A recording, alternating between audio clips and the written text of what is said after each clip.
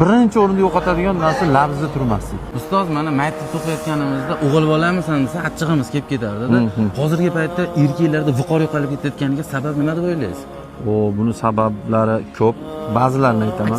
Aksariyat holatda gapida turmaslik. Yana bittasi bu yoshlarga teksin ham nima desangiz juda ko'p kuladigan hazil, qanaqadir erkakda nufuzga to'g'ri kelmaydigan qiliq va gaplarni qiladiganlar ko'payib ketdi. Shundan erkaklik haybat yo'qolib boryapti. Endi u haybat ayolini oldida, bolasini oldida, jamiyatni oldida, sheriklarning oldida bo'ladi.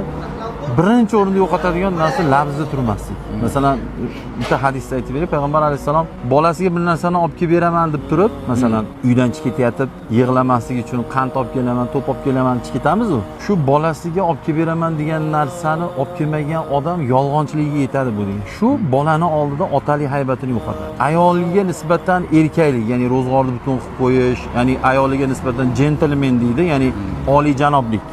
Shu bo'lmasa ayolini oldidagi haybat yo'qoladi. Endi jamiyatda esa o'zini hurmatini bilmaslik, birovlarni kamsitishlik yoki birovni va'da berib ustidan chiqmaslik yoki aldashlik yoki haqqini yeb ketishliklar jamiyatdagi qadrimizni yo'qotib qo'yadi.